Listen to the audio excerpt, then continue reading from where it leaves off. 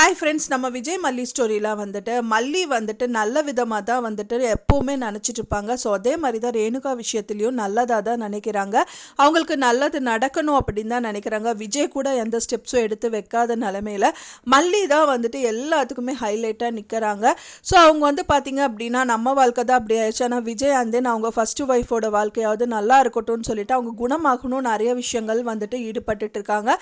First படியாக வந்து பார்த்திங்கன்னா அவங்கள டாக்டர்கிட்ட கூட்டிகிட்டு போகிறாங்க. ஸோ அங்கேயும் வந்து அவங்க கையை வந்து அறுத்ததுனால திரும்பவும் வந்து பார்த்திங்கன்னா கோயிலுக்கு அவங்க 2 பேர் நல்லா இருக்கணும்னு சொல்லிட்டு அவங்க பெரியம்மா அனுப்பி வச்சுருக்காங்க. ஸோ அப்போ கூட வந்து அவங்களோடதுன்னு வந்து பார்க்காம அப்போவும் வந்துட்டு பார்த்திங்கன்னா ஆப்போசிட்டில் வந்த ஒரு லேடி சொன்னது வச்சு சிவசித்தரை போய் பார்க்கலாம் அப்படிங்கிற மாதிரி முடிவெடுத்திருக்காங்க. ஏன்னா அவரை பார்த்தா தான் வந்துட்டு இந்த மாதிரி ரொம்ப பைத்தியமாக இருக்கிற அவங்க பொண்ணு கூட கொஞ்சம் லைட்டாக குணமாக இருக்காங்க அப்படிங்கிற மாதிரி சொன்னதுனால ஸோ அவரை போய் பார்க்கலாம் அப்படிங்கிற மாதிரி ஒரு டெசிஷனுக்கு வந்திருக்காங்க.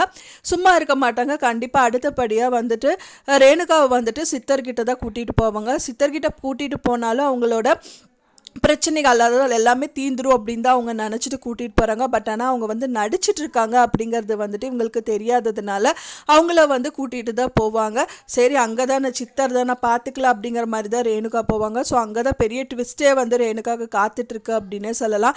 ஸோ சித்தர் அப்படிங்கிறவங்க வந்து கண்டிப்பாக வந்து ஒரு மனுஷனால் கண்டுபிடிக்காத ஒரு விஷயத்தை கூட சித்தர்கள் எல்லாமே கண்டுபிடிச்சிருவாங்க. ஸோ நிஜமாகவே அது வந்து உண்மையா பொய்யா அப்படிங்கிறது அவங்களுக்கு நல்லாவே தெரியும்.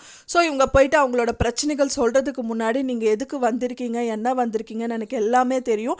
ஸோ இப்போ நீங்கள் உங்கள் முதல் ஒய்ஃப்னு நினச்சிட்டு இருக்க இந்த ரேணுகா அப்படிங்கிற இந்த பொண்ணுக்கு வந்து நிஜமாகவே புத்தி சுவாதனம் சரியாக இருக்கணும் அப்படிங்கிறதுக்காக தான் இங்கே வந்திருக்கீங்க. பட் ஆனால் அவள் வந்து புத்தி சுவாதனம் இல்லாதவ கிடையாது. அவள் வந்து எல்லாமே வந்து நார்மல் மனுஷி மாதிரி தான் இருக்கா. ஆனால் நீங்கள் நினைக்கிற மாதிரி அவள் ரேணுகா அப்படிங்கிற உங்களோட ஒய்ஃபு கிடையாது, வேற ஒருத்தின்னு சொல்கிறதுக்கு நிறையவே பாசிபிலிட்டி இருக்குது. ஸோ இந்த மாதிரி தெரிய வந்துச்சு அப்படின்னா என்ன இவங்க இப்படி சொல்கிறாங்களே அப்படிங்கிறதுக்கப்புறம் விஜய்க்கும் சரி மல்லிக்கும் சரி நிறைய டவுட்டு வரும். ஸோ இதுக்கப்புறமாவது வந்து அவங்களோட ஆக்டிவிட்டி எல்லாமே கவனித்து பார்த்தா ரொம்பவே சூப்பராக இருக்கும் அப்படின்னு தான் நான் எதிர்பார்க்குறேன். ஃப்ரெண்ட்ஸ், நீங்கள் என்ன நினைக்கிறீங்க அப்படின்னு சொல்லிட்டு உங்களோட கருத்துக்களை மறக்காமல் எனக்கு கமெண்டில் ஷேர் பண்ணுங்கள்.